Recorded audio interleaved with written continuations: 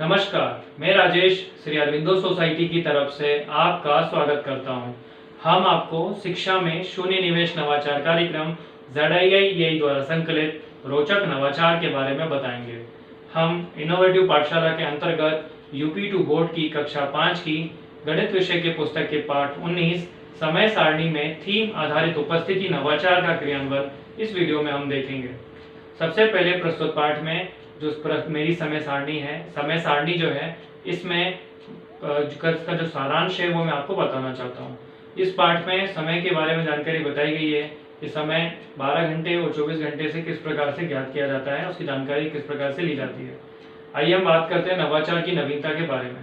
प्रस्तुत पाठ में जो कॉन्सेप्ट है, छात्र उसका अध्ययन जो छात्रों की उपस्थिति जब दर्ज की जा रही होती है उस समय करते हैं और इससे पाठ का पुनर्अध्ययन हो पाता है। जो थीम है वह पूर्व निर्धारित होती है, शिक्षक ऐसे पहले से ही निर्धारित कर देते हैं और उसके बाद उपस्थिति उसी के माध्यम से दर्ज की जाती है। इससे छात्र जो कॉन्सेप्ट है उसका पुनर्अध्ययन भी कर पाते हैं और उनको जो जानकारी है पाठ से संबंधित वह लंबे समय तक याद रह पाती है। आइए हम बात करते हैं नवाचार के क्रियान्वयन के बारे में।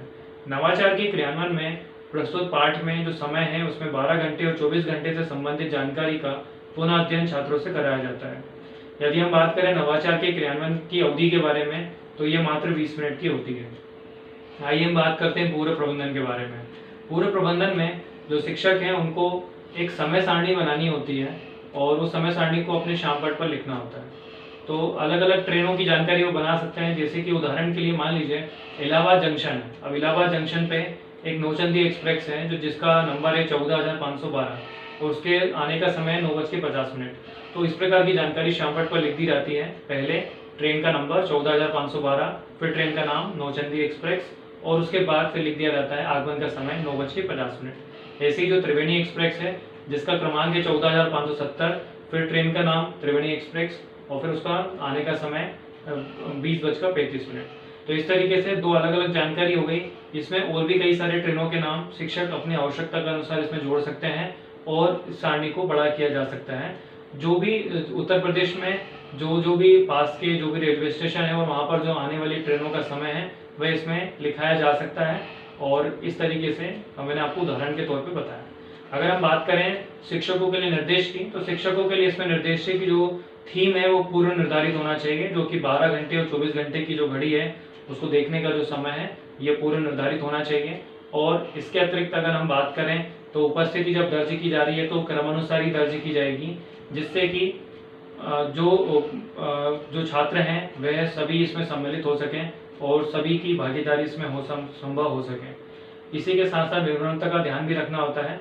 शिक्षक जब उपस्थिति दर्ज कर रहे होते हैं तो विनम्रता का ध्यान उन्हें रखना होता है ताकि छात्रों में भी विनम्रता का कौशल विकसित हो सके। और इसके अतिरिक्त अगर हम बात उसे आइए हम इसे उदाहरण के साथ समझते हैं कि किस तरीके से ये नवाचार क्रियान्वित होता है। मान लीजिए जिसका उदाहरण के लिए जिसका अनुक्रमांक 1 है, जैसे ही शिक्षक कहेंगे उपस्थिति दर्ज करते समय अनुक्रमांक 1, तो जिसका भी अनुक्रमांक 1 है वह अपने स्थान पर खड़ा होगा और जो जानकारी है जो उसको बताई जा रही है, जो सारणी बनाई हुई है पहले से, तो बताएगा कि जो नौचंदी एक्सप्रेस है उसका ट्रेन का नंबर है 14,512 और उसके आगमन यानी आने का समय है सुबह के 9:50 का।